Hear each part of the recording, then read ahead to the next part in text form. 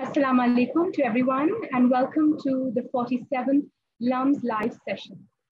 Aaj hamara topic under discussion is remembering Justice Ruth Bader Ginsburg and confronting women's challenges in Pakistan's legal fraternity. Justice Ginsburg was only the second woman to serve on the Supreme Court and a pioneering advocate for women's rights. In today's panel, we will be discussing her life and legacy and using her legacy and using her life to talk about the issues that are faced by the women in Pakistan's legal fraternity. Before I continue, मैं अपने viewers को याद दिलाना चाहती हूँ कि LUMS Live के पिछले जितने भी sessions हैं, they are available on Facebook, they are available on YouTube, where you all can see them. I would urge you to see the conversations where you will find Pakistan's best and brightest coming and speaking about the areas of their expertise. I would like now to continue with the subject under consideration today. Justice Ginsburg, as many of you may know, died 2 weeks ago. And she died at a very crucial time for American politics because it gives the opportunity to Donald Trump, the present president of the United States, to appoint his nominee to the Supreme Court. And this nomination would have, it would have a great effect on the balance of the Supreme Court, which would tilt most in favor of conservatives 6-3, which some critics, of course, believe that this could have a detrimental effect on many progressive values, especially what Justice Ginsburg stood for herself. And she stood for gender equality. And she advanced the legal principle that men and women, she tried her best as much as she could to advance the legal principle that men and women should be equal and the law should treat them as such. And her judgments on gender equality, her judgments on immigration matters will echo long after her death. So as I said earlier, we are here to remember her life and legacy, but use this as an opportunity to talk about the issues that are faced by women in the Pakistani legal fraternity, the challenges, as well as hurdles to success. In order to do so, I am joined by a distinguished panel of speakers, and it is my very honor to introduce them.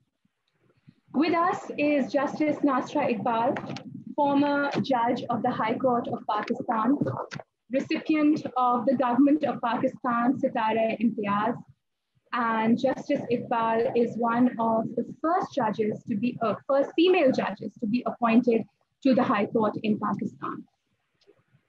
She was a member of the Supreme Court. She has been a member of the Supreme Court Bar Association, president of the Lahore High Court Bar Association, and a champion of women's rights, having drafted the Prevention of Domestic Violence Against Women bill in 2008, amended legalities that have hampered women's rights to ownership of land.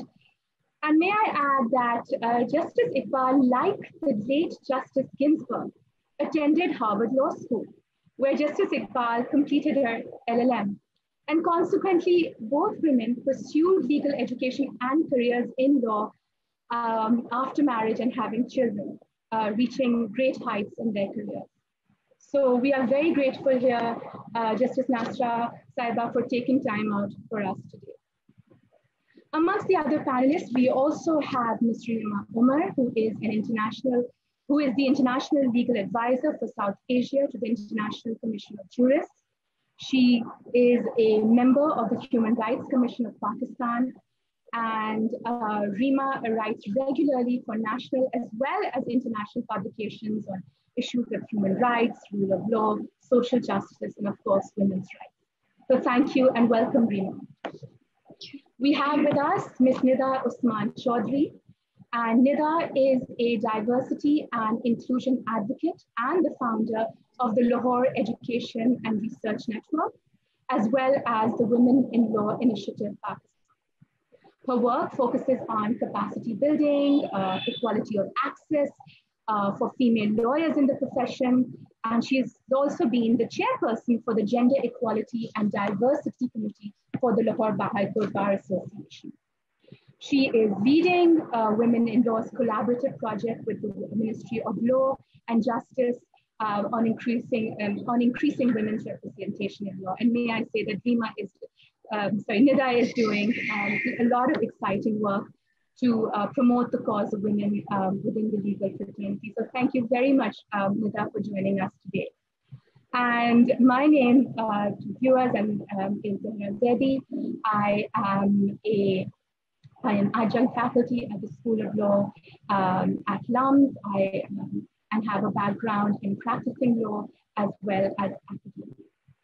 So thank you, and I would like to begin with Justice Nasra. Justice Ginsburg, when she enrolled in the Harvard Law School, she was one of 9 women in a class of more than 500. And she recorded in one of her interviews that she was actually chided by the dean of the Harvard Law School when she and her, her colleagues met the dean. He asked them, what were their reasons for taking the place of a man.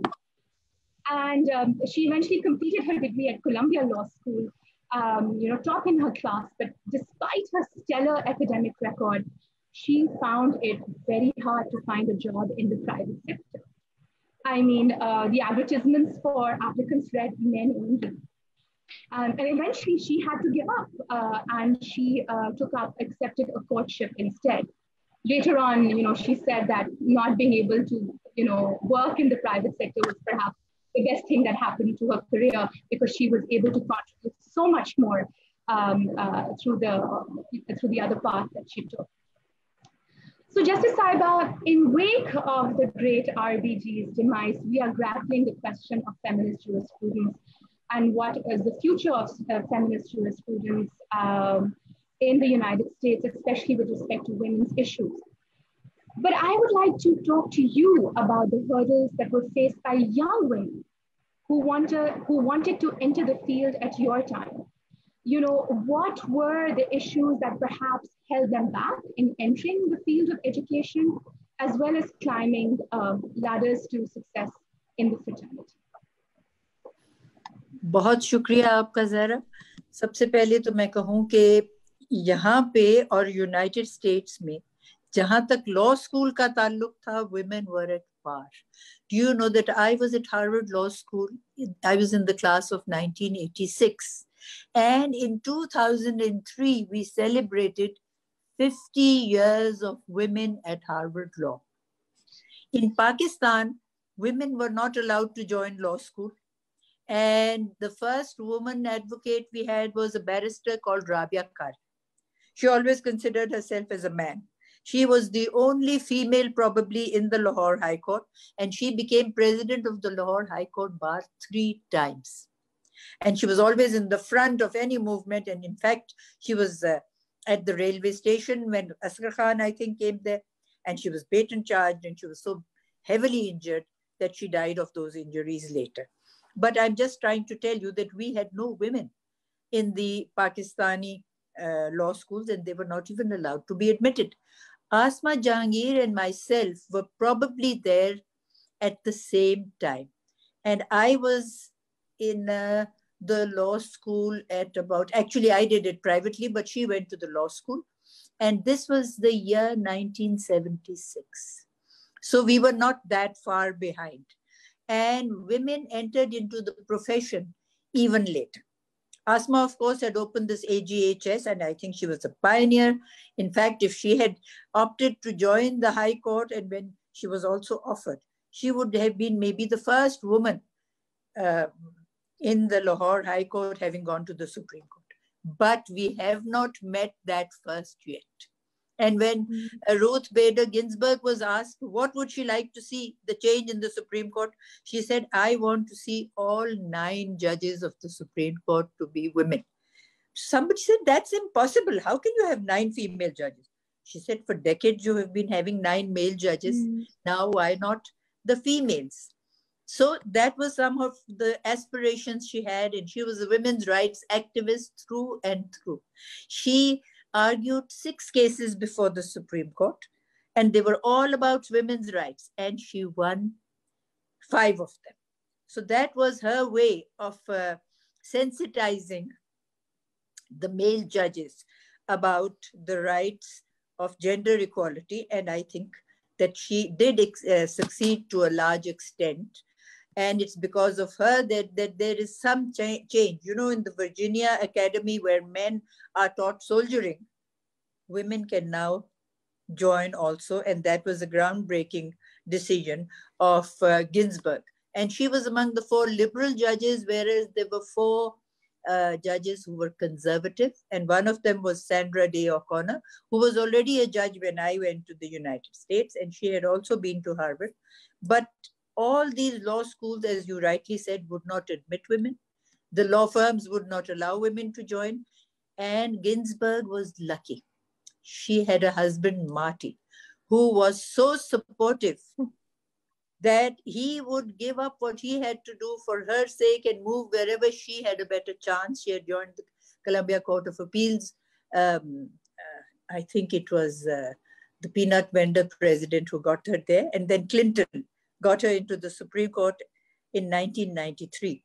And you know, they have a lifetime job. So she was on her seat till 2020, September, which is a great thing. We have to follow, and we have to see who is the first woman who goes to the Supreme Court. It should be soon, inshallah.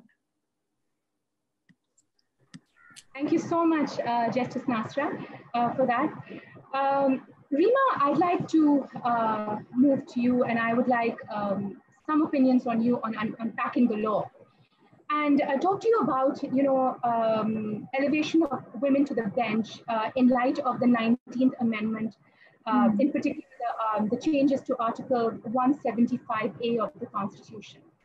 And for the benefit उन viewers के लिए जिनको शायद इस amendment के बारे में ना मालूम हो, इस amendment की वजह से हमारे system में जो एक two-pronged approach थी, जिसके through judges की senior court में appointment होती थी, वो approach खत्म कर दी गई.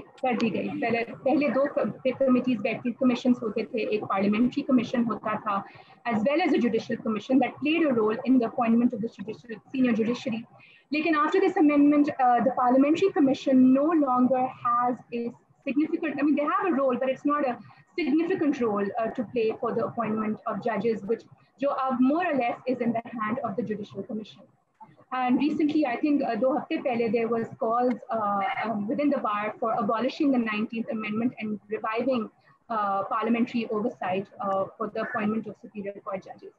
Surima, I wanted your view on this amendment. What changes it brought to judicial appointment, especially with respect to the elevation and appointment of women to the bench?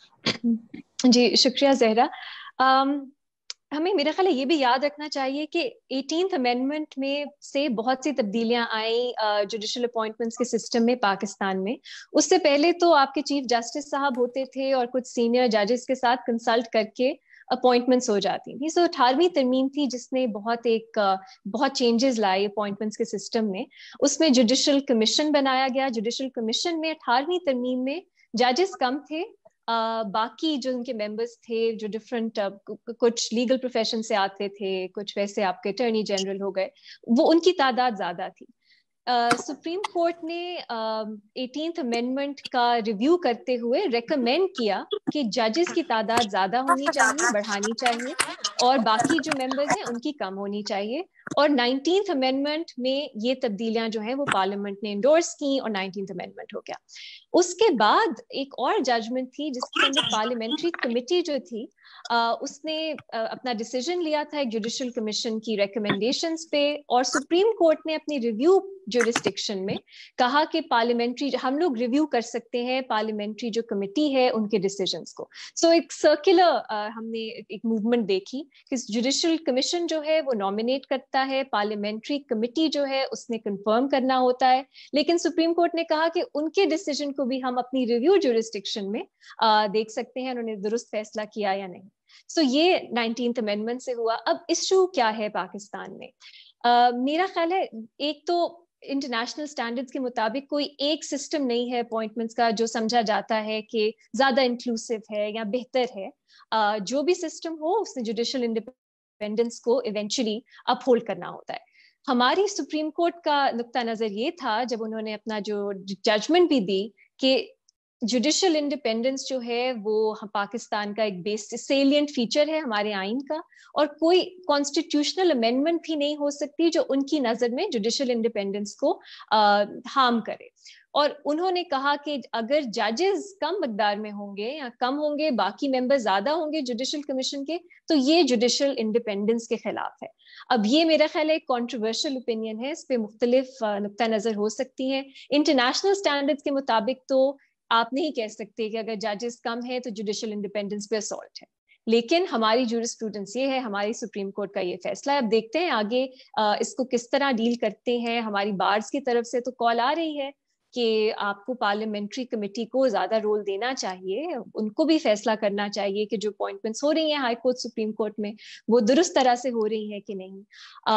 لیکن اس سے زیادہ مجھے جو ایشو لگتا ہے وہ یہ ہے کہ جو جوڈیشل کمیشن جس طرح کام کرتی ہے اس میں کوئی ٹرانسپیرنسی نہیں ہے. زہرا, ہمیں نہیں معلوم کہ ججز کس بنیاد پہ اپوائنٹ ہوتے ہیں. ساؤتھ افریقہ کی جو اسی طرح کی ان کی بھی کمیشن ہے ہماری طرح, ان میں انہوں نے کرائٹیریا آئین میں لے ڈاؤن کیا ہوا ہے, اور میری نظر میں سب سے اہم بات اس میں یہ ہے کہ ڈائیورسٹی ایک اسٹینڈرڈ ہے. جب آپ کے سامنے مختلف نامینیشنز ہیں یا آپ کنسیڈر کر رہے ہیں لوگوں کو, ایک آپ کو فیکٹر جو ضرور نظر میں رکھنا ہے وہ ہے کہ آپ نے ہائی کورٹ سپریم کورٹ میں ڈائیورسٹی لانی ہے. یہ پاکستان میں نہیں ہے. تو میرا خیال ہے پارلیمنٹ یہ جو کس نے فیصلہ کرنا ہے اس پہ بھی بحث ہونی چاہیے, لیکن کس بنیاد پہ فیصلہ کرنا ہے شاید اس پہ بھی ہمیں بات کرنے کی زیادہ ضرورت ہے. کیونکہ میرا خیال ہے پچھلے سال یا 2-3 سال پہلے ایک اور امینڈمنٹ بل انٹروڈیوس ہوا تھا, وہ اپروو نہیں ہوا. اس میں انہوں نے کہا 50% کوٹا ڈال دیں خواتین. سو اس میں الگ اپنے مسائل ہیں. ایٹ دیٹ ٹائم آسما جہانگیر صاحبہ was alive and I remember discussing this with her, اور انہوں نے کہا یہ طریقہ نہیں ہو سکتا. اگر آپ زیادہ انکلوسیو بینچ چاہتے ہیں, آپ امیجیٹلی کیسے کہہ سکتے ہیں کہ 50% کوٹا دے دیں؟ کہاں سے وہ خواتین آپ لائیں گے؟ کیا یہ ایک جو میرٹ کی بات ہوتی ہے اس کو میٹ کرے گا کہ نہیں؟ تو یہ مختلف چیزیں ہیں جو ہم we have to grapple with as we move towards a more inclusive judiciary, کہ کون فیصلہ کرے گا, کس بنیاد پہ فیصلہ کرے گا, کیا ہمیں کوٹاز کی ضرورت ہے کہ نہیں. تو 19th امینڈمنٹ ایک اہم اس کا حصہ ہے, لیکن میرا خیال ہے اور بہت سی چیزیں ہیں جو ہمیں فیکٹر ان کرنی پڑیں گی. Thank you very much, Reema, for that analysis. اور آپ نے ساؤتھ افریقہ کی laws اور constitution کی بات کی. Going back to Justice Ginsburg, she was a big fan and of the South African constitution, and I think the main problem, one of the main problems, is the secrecy of the whole Absolutely. The secrecy and the old boys club angle of it all. Nahi, aap bilkul, you're right, and I would like to take this question over to Nida and ask her if she would like to add and really comment on this fact that 73 years history of this country and no woman has been appointed yet to the Supreme Court. So if you would like to comment some more on what Reema has said, because I know that you and your initiative has also done a lot of work on this, on the amendment to Article 175A, and as well as perhaps talk about Nida, what in your opinion are the systemic and structural barriers that are holding women in the fraternity back today from not only promotions within law firms, but also, of course, elevation to the bench. So. And one, Justice Nasra Sahiba, aapka camera is turned off. Just a request, if you could please turn it back on.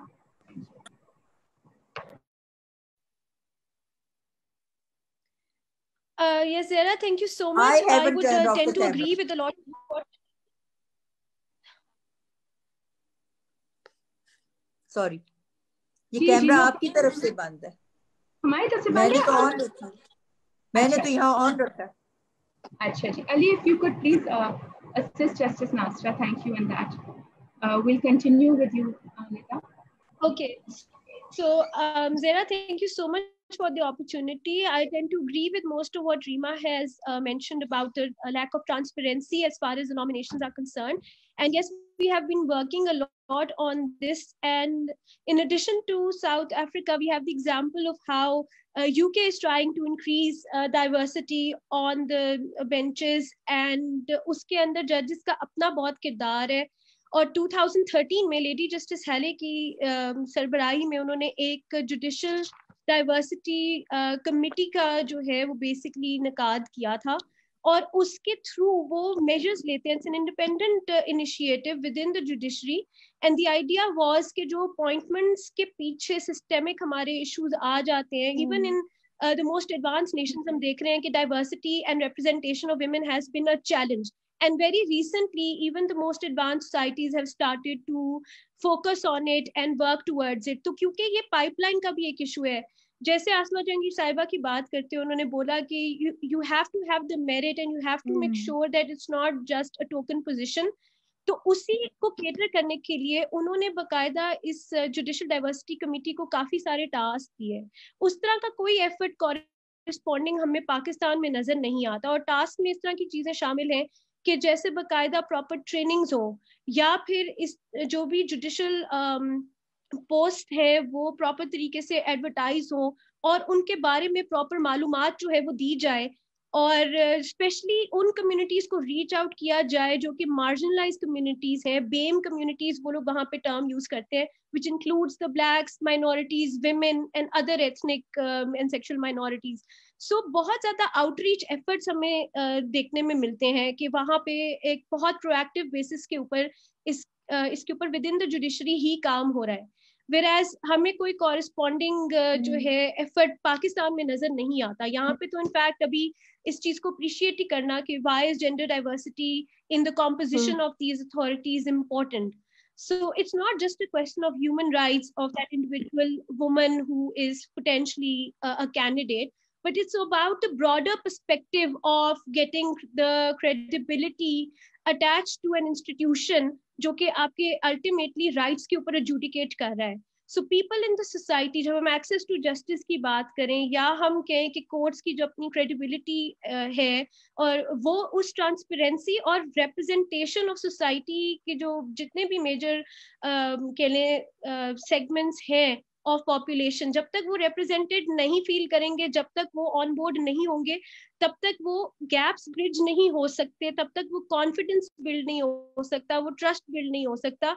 And I think इसमें overall एक justice sector की advancement होगी अगर हम diversity और inclusion के principle को तरजीह दें और उसको include करें और उसको एक बकायदा conscious level के ऊपर उसके लिए efforts किए जाएं to make sure कि जो disenfranchised segments of the society हैं, they should feel that this is for them as well. But उसके लिए obviously बहुत जरूरी है कि एक transparent criteria हो, और ये transparent criteria आपको कॉमनवेल्थ के लैटिमर प्रिंसिपल्स में भी मिलते हैं. 2003 में वो प्रिंसिपल्स बने थे, और उसके अंदर भी जो नॉन डिस्क्रिमिनेशन है, which is also an integral part of our constitution, article 25 में जो इंश्योर करता है इक्वालिटी ऑफ सिटीजन्स. तो we already have those principles, हमें कोई नई चीज उठा के लाने की जरूरत नहीं है. हम अपने एग्जिस्टिंग प्रिंसिपल्स को ही अगर प्रॉपरली इंटरप्रेट कर लें और इस चीज को समझ लें कि how is this representation actually improving the justice sector and what benefits it brings by including the diverse perspectives and views and point of views of of the people जो in backgrounds के साथ और in experiences के साथ आते हैं.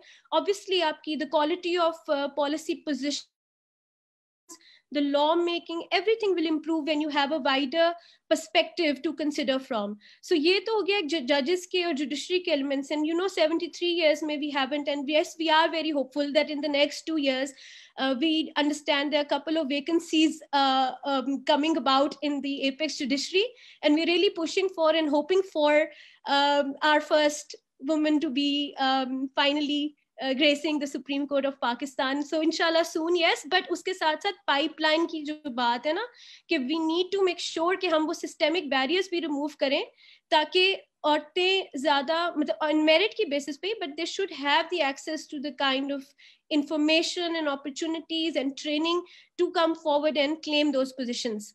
So that, but general جو آپ نے بات کی systemic barriers کی, دو طرح کے barriers obviously ہوتے ہیں. ایک تو جو جسٹس ناصر صاحبہ کے ٹائم پہ جیسے انہوں نے بات کی کہ barriers to entry تھے, شاید at some level وہ ابھی بھی exist کرتے ہیں. ٹھیک ہے, law schools میں آپ کو داخلہ مل جاتا ہے, آپ کو لائسنسز وغیرہ مل جاتے ہیں, بٹ ابھی بھی کئی لا فرمز اور ان کا رویہ, کالیگس کا رویہ, اسی طرح سے جب بھی آپ کہہ رہے ہیں کہ کوئی بھی کمیٹی کی تشکیل دینی ہوتی ہے ایپیکس ریگولیٹری باڈیز نے, چاہے وہ آپ کی پاکستان بار کاؤنسل ہے, پنجاب بار کاؤنسل ہے, تو اس میں بھی ہمیں نظر آتا ہے کہ as such women's role and representation اس طریقے سے واضح طور پہ سامنے نہیں آتا. So in terms of entry then law firms میں بھی آپ دیکھ لیں, a lot of law firms are still pretty much male dominated, and so it's not just the problem of our legal profession. یہ اس میں بہت زیادہ sociological aspect بھی آ جاتا ہے, again patriarchal structures at play آ جاتے ہیں, and so we don't have just one challenge within the legal fraternity, there's a wider social issue and perception problem as well, which we have to grapple with, because women are still not perceived to be equally competent or as some or as professional competent professionals جو کہ اس hard profession میں, جو کہ بہت زیادہ کہہ لیں جس میں ایک پریزنس بہت میٹر کرتی ہے, آپ کی آواز میٹر کرتی ہے, the way you conduct yourself بہت میٹر کرتا ہے. سو ابھی بھی women are perceived to be as weak, as people who might not be able to put forward certain perspectives. اور اس کا سب سے جو واضح ایگزامپل وہ بھی حال ہی میں پاکستان بار کاؤنسل نے جرنلسٹ ڈیفینس کمیٹی بنائی ہے, اور اس میں ساری کی ساری جو لسٹ والنٹیئر لوگوں کی انہوں نے دی ہے نام, پرو بونو جو کیسز لڑیں گے, ان میں سب لسٹ کے اندر آپ دیکھیں میل لائرز کا نام شامل ہے. تو we tried to engage with them, we did our homework, we reached out to the female lawyers who were equally competent and were willing to offer their services on a pro bono basis. We engaged with the Pakistan Bar Council, we did their work for them, we found the competent women, but despite that and despite their assurances verbally, we haven't seen that result in actual reconstitution of that committee. So there are still a lot of barriers. پھر ایک اور ابھی recent graduate نے, I believe وہ لمز ہی کی graduate ہے, انہوں نے آئیڈینٹیفائی کیا جو انٹیمیشن فارم ہوتا ہے آپ کا لائسنس اپلائی کرنے کا پنجاب بار کاؤنسل میں, I mean that had a complete کہہ لیں کہ erasure of women from its language, and the form is designed as such کہ وہ مسٹر یا مسز کو کیٹر کرتا ہے. So either you're a Mr. or you're Mrs. You cannot be a Miss so and so applying for your license, which indicates کہ اچھا یا آپ married ہیں یا آپ مرد ہیں. And a single woman applying for her license has no sort of box to tick. So she cut through that and she put on Miss herself, and then she filled the form, and as she moved along the form تو اس کو realise ہوا کہ اس میں جو apprenticeship بھی 6 مہینے کی آپ نے شو کرنی ہوتی ہے وہ مسٹر فلانے فلانے کے ساتھ, یعنی کہ our forms are entire sort of how we're missing from the contemplation of the people in the regulatory bodies جو imagine ہی نہیں کر سکتے کہ اچھا عورت کے ساتھ بھی apprenticeship کر سکتی ہے. Now we have a couple of female lawyers opening their own chambers and law firms, very few and far between, but we do have women who have reached that kind of professional advancement. So the forms, the language is just a small example of how invisible women are in the profession and the kind of perception issues and stereotypes that they have to deal with. And last but not the least, I mean, there are many challenges, and I just want to focus on the systemic and the structural ones. And out of those, I think one of the biggest issues we have is about this kind of latent discrimination against female lawyers, which does not allow them to have equal access to opportunities, and there are no safeguards or laws within the regulatory framework as well, which can make the whole environment conducive for women to operate in the profession. I'll give you examples of 2 laws, and both of those laws are not applicable on the your courtrooms or your bar councils because of the limitations of the definitions. So your sexual harassment law, for example, I mean, aap law firms pe to apply kar sakte hain because you have the employer-employee relationship with them. But for a lot of professional women, the courtrooms themselves are their workplaces, but the definitions of the law don't cover those aspects, and that is why jab bhi Punjab Bar Council se baat hoti hai to they they say that, okay, this doesn't apply to us, so we don't really come under the purview of this law. And likewise maternity leave and benefits یا child care کا آپ دیکھ لیں تو وہ establishment کی definition میں نہیں آ رہا. So like اس طرح کے بہت سارے ایسے jurisprudential issues بھی ہیں کہ جب عورتوں کی آوازیں leadership roles میں نہیں پہنچتی تو بہت سارے ان کی جو ایکسپیرینسز ہیں یا ایشوز ہیں وہ پھر قانون سازی کا بھی حصہ نہیں بنتے ہیں. اینڈ اس کی وجہ سے women face a lot of issues. And another interesting feature is that women in the maternity benefit ordinance are defined as women workers, and worker would have the same meaning as in the Factories Act. So only those women جو کہ manufacturing process میں اور اس طرح کے labor میں involved ہیں are covered, which means that we as professional women are not entitled to the maternity benefit and leave. So these are, I mean, obviously the result of larger sociological patriarchal forces at play, but generally this is the kind of environment that women have to face and deal with and still make their way up. And I salute Justice Nasra for having achieved that for us and making the path easier for us by being the leader. No, thank you so much, Nida. And this sort of, everything that you've said so far really resonates. And it reminds me of something that, one of the most prominent feminist writers of our time, Catherine McKinnon, said that often laws about women-specific injuries are written by men. And their understanding of what that injury is. Rape laws, I mean, I'm not to say that they can... that these crimes don't happen against men, but certainly injuries are considered to be more women specific, such as rape and sexual harassment, and even maternity laws.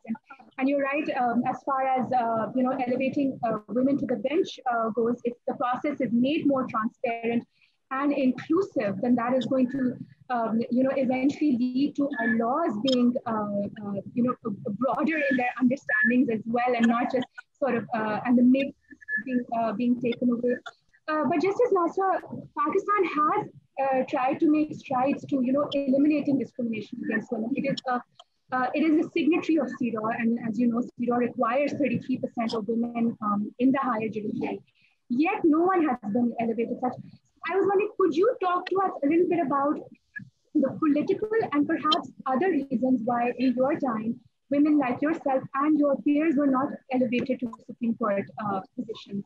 Of course, I'm sure what Nida said, much of it will reply, but I would really love to hear about what was happening at your time when it came to elevation to the Supreme Court. Well, as has been already commented, this has been a male-dominated society throughout.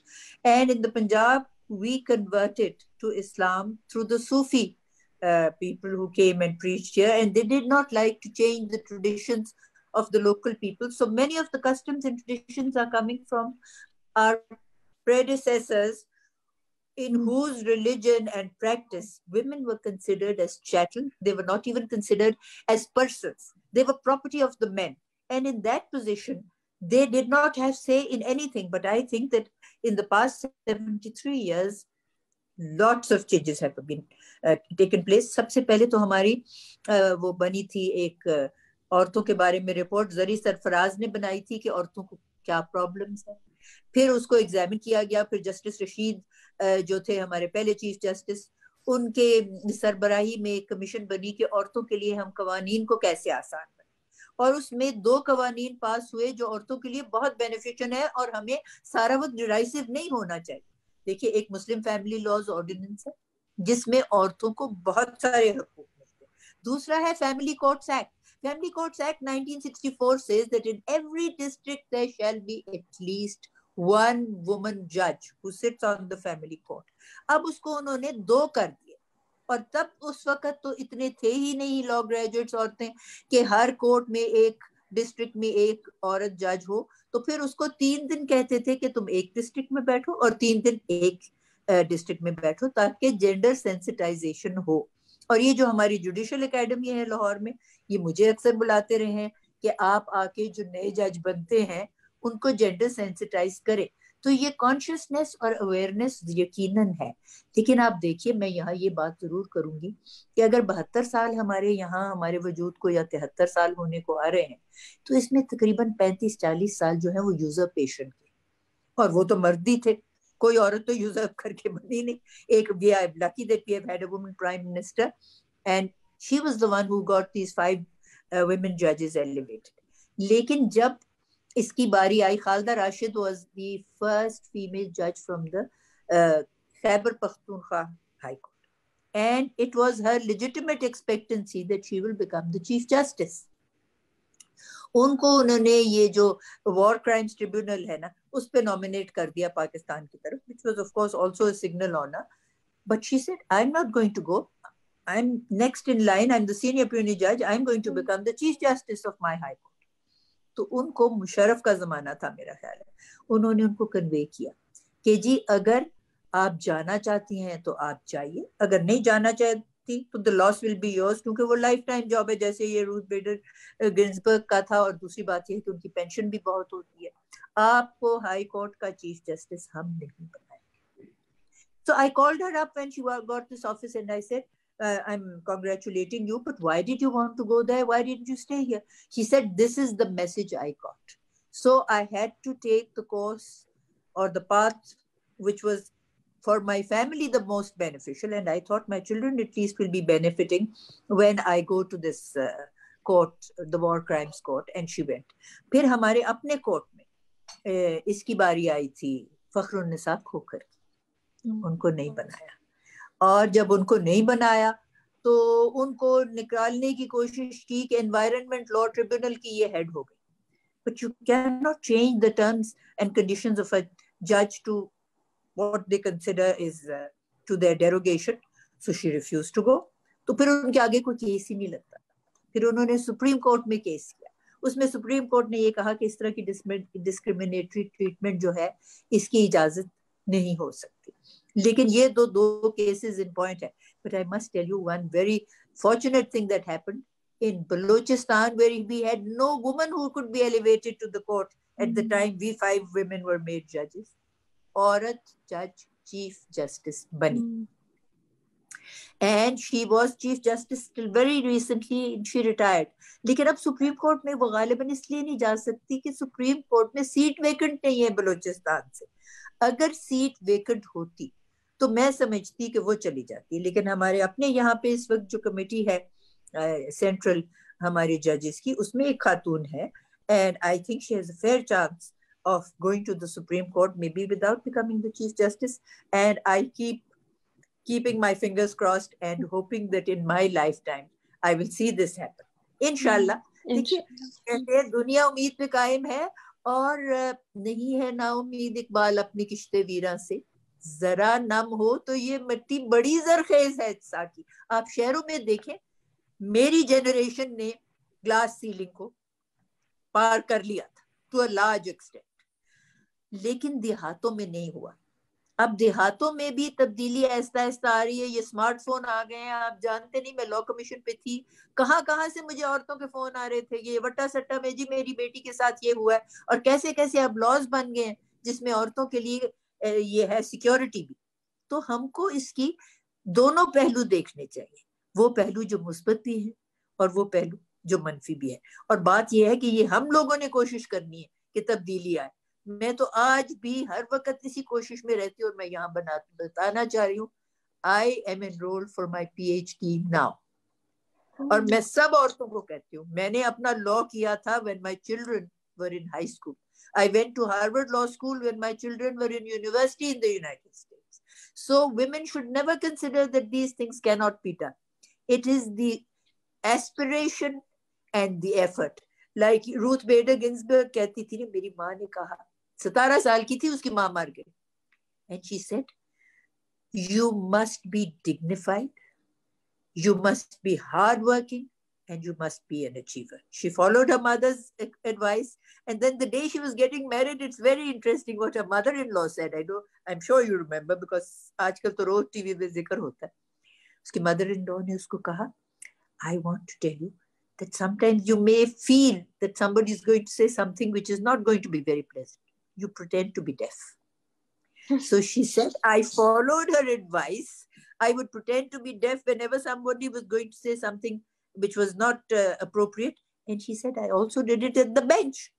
That whenever I felt कि कोई ऐसी बात होती है तो 3 panel का bench होता था, तो I would pretend कि मुझे पता ही नहीं लगा कि ये क्या कहा. So sometimes, you know, these little devices also help in your progress. And then another thing they say, behind every great man there's a woman.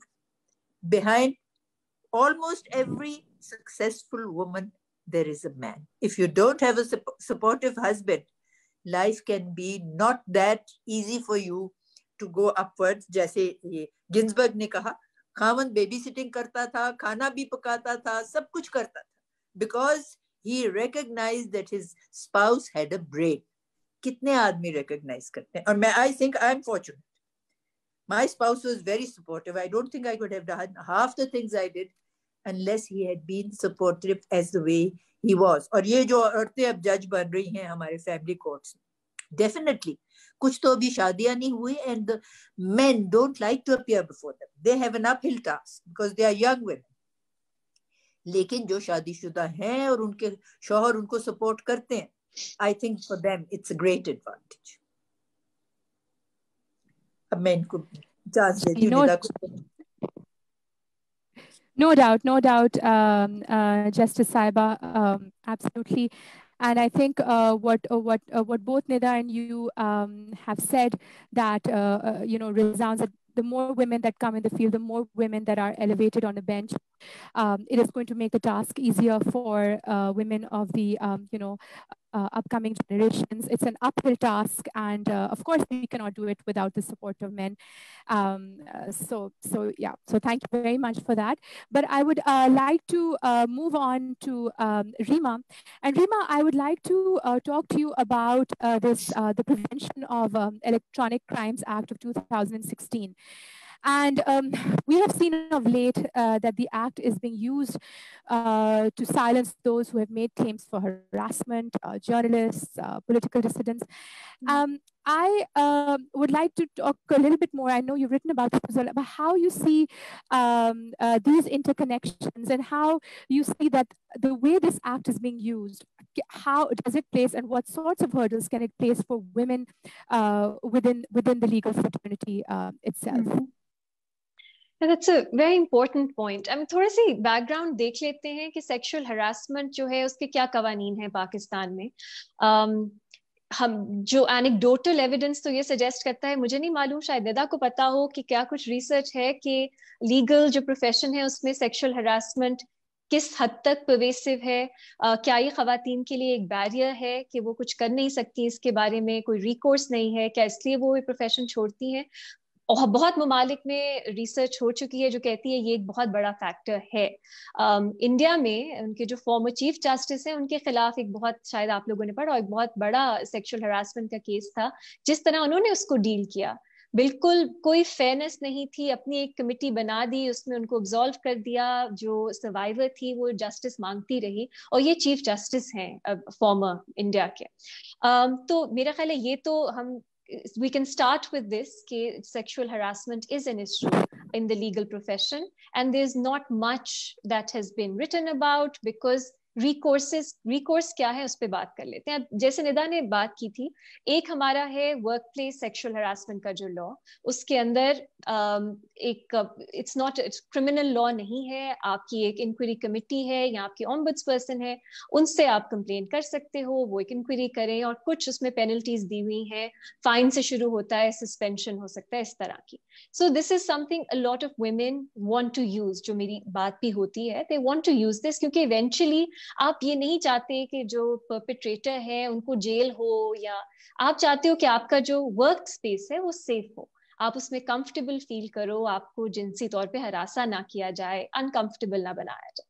Eventually this is what women want. लेकिन जैसे निदा भी कह रही थी, उसका जो domain है, उसमें जो डेफिनेशंस है वो बहुत नैरो हैं. वैसे एक थोड़ी सी डाइग्रेशन है, लेकिन हम बात कर रहे थे why do we need women जजेस. एक बहुत अच्छा मेरा ख्याल इलिस्ट्रेशन है कि लाहौर हाई कोर्ट में जस्टिस आयशा मलिक ने एक फैसला किया डेफिनेशंस के ऊपर वर्क प्लेस हरासमेंट लॉ की. उनका जो नुक्ता नज़र था, उनका जो पर्सपेक्टिव था, उनकी जो जजमेंट है वो इतनी मुख्तलिफ है क्योंकि वो खवातीन का पर्सपेक्टिव सामने रख के उन्होंने लिखी है. एक और जज थे, मेल जज, अगेन वेरी कॉम्पिटेंट जज, उन्होंने उसी तरह के इश्यूज को जब इंटरप्रेट किया, उन्होंने बिल्कुल मुख्तलिफ तरह से किया, बहुत नैरो तरह से किया. So this is just another reason why we need women judges, not just for the reasons that have been mentioned before, but उन्होंने इन कवानीन को, चाहे वो रिस्ट्रिक्टिव हो, इंटरप्रेट भी तो करना है, और कभी कभी इंटरप्रिटेशन के थ्रू आप कवानीन को बहुत बेहतर बना सकते हैं, चाहे वो रिटन फॉर्म में उस तरह, मतलब ओरिजिनल फॉर्म में उस तरह ना हो. है सो एक ये आपका कानून है, अगर आपने ये इस्तेमाल नहीं करना तो हमारा सेक्सुअल हरासमेंट एक क्रिमिनल ऑफेंस भी है, हमारी पीनल कोड में अमेंडमेंट हो चुकी है. तो आपके यही दो ऑप्शंस हैं.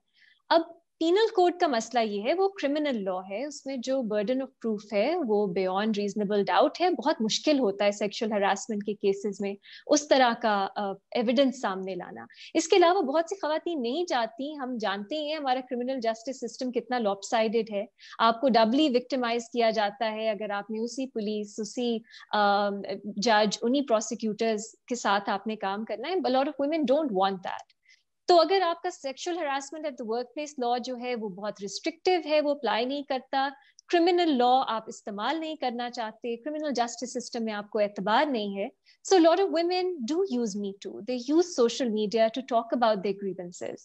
They want to protect other women as well कि वो उन बुकला के साथ ना काम करें जिनकी रेप्यूटेशन है इस तरह कि वो जिनसी तौर पे हरासा करते हैं खवातीन को. और बहुत से ऐसे बुकला हैं ज़हरा जिनके बारे में इनफॉर्मली बात होती है, लेकिन बहुत सी खवातीन चाहती हैं कि वो कहीं पब्लिकली ये बात कर सकें, लेकिन खौफ यही है कि क्योंकि वुकला है आप पे डेफेमेशन प्रोसीडिंग्स होंगी. पीका जो है उसकी इंटरेस्टिंग बात यह है कि जब उसको जस्टिफाई किया जा रहा था, पीका के बहुत से प्रोविजंस को, तो कहा जा रहा था ये खवातीन के लिए है, खवातीन जो है वो हरास होती हैं, खवातीन के खिलाफ ऑनलाइन जो है वायलेंस होता है, तो उनको प्लेटफॉर्म देने के लिए, उनको रिकोर्स देने के लिए पीका को जस्टिफाई किया गया. लेकिन अब वो किस तरह इस्तेमाल हो रहा है, उसमें जो सेक्शन 20 है एक तरह से क्रिमिनल डेफेमेशन से उसका ताल्लुक है, वो इस्तेमाल हो रहा है उन खवातीन के खिलाफ जो बात करती हैं सोशल मीडिया पे सेक्सुअल हरासमेंट, उन खवातीन के खिलाफ जो सर्वाइवर्स को सपोर्ट करती हैं, अगर उन खवातीन के खिलाफ जो बाकी लोगों की आवाज बनती है सोशल मीडिया पे आके बात करने की. मैं फेयर ट्रायल और प्रिजम्पशन ऑफ इनोसेंस को बहुत हद तक मैं मतलब मेरे लिए बहुत फंडामेंटल है वो चीज, लेकिन social media is not a court. अगर आप उस पर एक बात करते हो, जरूरी नहीं है आपके पास क्रिमिनल लॉ मतलब इस तरह का एविडेंस हो जो एक कोर्ट में आप इस्तेमाल कर सको फॉर अ कन्विक्शन या for a guilty verdict. Social media का इसीलिए इस्तेमाल होता है क्योंकि खवातीन मी टू मूवमेंट का यही तो मकसद था कि आपने एक आवाज देनी उन खवातीन को जिनको सदियों से जो लीगल सिस्टम है फेल कर चुका है. अब हमने देखा ये है कि अगर एक खातून कंप्लेन करती है सेक्सुअल हरासमेंट की या वायलेंस की ऑनलाइन, FIA जो है उस पे उनका कारकर्दगी बहुत स्लो होती है, वो आते ही नहीं है, पेश ही नहीं होते, कई कई साल केसेस चलते हैं. लेकिन जब कोई ऐसा शख्स जिसको अक्यूज किया हुआ है सेक्सुअल हरासमेंट के ऊपर, वो आप पे उलट केस करता है तो बहुत तेजी देखने में आती है, फौरन नोटिस होते हैं. अब हमने हाल ही में देखा कि FIR भी हो गई उन खवातीन के खिलाफ जिन्होंने अक्यूज किया और उन खवातीन के खिलाफ भी जिन्होंने सपोर्ट किया. तो मेरा ख्याल है एक ये इसका एंगल है कि ये साइलेंस के लिए इस्तेमाल हो रहा है. दूसरा इसका एंगल ये है ज़हरा कि दुनिया भर में क्रिमिनल डेफेमेशन तो अबॉलिश हो रही है. आपके पास एक जरूर डेफेमेशन लॉ होना चाहिए, रेप्यूटेशन लोगों की इम्पोर्टेंट है, उनके पास एक होना चाहिए तरीका कि वो उसके बारे में बात कर सकें, अपनी रेप्यूटेशन को डिफेंड कर सकें. लेकिन क्रिमिनल लॉ इसके लिए UN ह्यूमन राइट्स कमेटी जो है जिसने फ्रीडम ऑफ एक्सप्रेशन पे जनरल कमेंट लिखा है, उन्होंने कहा है तो बिल्कुल नहीं इस्तेमाल होना चाहिए अनलेस एक्सेप्शनल सर्कमस्टांसेस हो. इसके अलावा पाकिस्तान का रिव्यू था ICCPR का, उसके अंदर भी कहा गया कि यहाँ पे डेफेमेशन क्रिमिनलाइज्ड है, इसको नहीं होना चाहिए, डीक्रिमिनलाइज इट. क्योंकि आप अगर 3 साल जो पीका में प्रोविजन है सेक्शन 20, इसमें 3 साल की जेल है. अगर आपने किसी को कहा कि आप किसी ने आपको सेक्सुअली हरास किया या आपने किसी को सपोर्ट किया जिसको इस तरह की एलिगेशन को, तो आपको 3 साल तक की जेल हो सकती है. अब यही क्रिमिनल जस्टिस सिस्टम है, यही निजाम है जिसके खिलाफ मी टू मूवमेंट है, और वही निजाम है जो मी टू मूवमेंट को भी साइलेंस करने के लिए इस्तेमाल हो रहा है. ये इसकी बहुत ही एक परनिशियस बात है जो हमें करनी चाहिए. At the same time fair trial of course जरूरी है, लेकिन अब आप बताइए, अगर आपके पास एविडेंस नहीं है, अगर वर्क प्लेस में फॉल नहीं करता जहां पे आपके साथ जिनसी तौर पे आपको हरासा किया गया, तो आप क्या करें? हमें ये भी देखना चाहिए कि खवातीन के पास या और लोग, हमारे वल्नरेबल लोग होते हैं, जो मर्द भी होते हैं जिनसी तौर पे हरासा, हमारे मुतजन्निस लोग भी होते हैं, तो इस तरह के जो वल्नरेबल ग्रुप्स हैं, आप उनको क्या प्लेटफॉर्म दे रहे हो? तो ये बहुत और खास तौर पे लीगल प्रोफेशन में, क्योंकि आपको पता है अगर आप एक वकील को अक्यूज करेंगे या अलेज कर, वो तो जरूर आपके डेफेमेशन करेंगे, वो तो होते ही हैं ज्यादा. तो ये एक बहुत एक लेजिटिमेट कंसर्न है. अनफॉर्चुनेटली इसको रिकग्नाइज नहीं किया जाता उस तरह से, ना वकीलों के लेवल पे, ना जजेस के level. Thank you very much, Reema, for that explanation about the way the law works, and bilkul, I think Nida's platform and Nida's network has also spoken out about this, but you know, we are running out of time, and so I will just for the last question that we have towards Nida. Nida, we've seen that we've seen with sort of feminist movements, especially in Pakistan, Aurat March, we've seen questions on bodily autonomy, patriarchal violence against women in recent times. आप कैसे देखती हैं कि young lawyers और legal fraternity at large वो इनके साथ कैसे engage कर रही है? What is happening in the legal profession with respect to these movements, and what role are they playing, whether positive, negative? I would really be interested to see what you have encountered. I'm sorry, could you please repeat the question or maybe type it in the chat box, because the signals are dropping again. So if you could just type it in the chat box or repeat the question, please. Ji, I'll quickly repeat the question. मैं सिर्फ ये कह रही हूँ कि निदा, हमने पाकिस्तान में देखा है कि feminist movements are, and all over the world we see feminist movement जो है emerge कर रही हैं, जो सवालात उठा रही हैं bodily autonomy की, patriarchal violence को question ये कर रही हैं. मुझसे आपसे ये सवाल है कि पाकिस्तान में how do you see young women lawyers within the fraternity? Are they engaging with these questions? What is happening in the fraternity itself with respect to these questions that are being raised by the feminists? I hope that was clear. Were you able to make sense of that question? Yes. Yes, so far I feel that the discourse on body autonomy and the rights of women against sexual violence has not reached a legal discourse. It is definitely within the social narrative, and we've seen Aurat March mainstreaming such violence, and obviously the motorway incident has also raised a lot of it's brought the issues back into the limelight. But unfortunately, in terms of the legal and political context, I feel that there is no serious work or engagement coming out from the members of the fraternity or from any of the leading political parties. There is some lip service by some members individually from different political parties, and of course a lot of female lawyers who are themselves part of these feminist movements are in their individual capacities obviously raising awareness. But so far I don't think that there is any coordinated effort to bring about any legal change or amendments to the laws. Of course, I mean, there has been some amendments to the definition of rape itself back in 2016.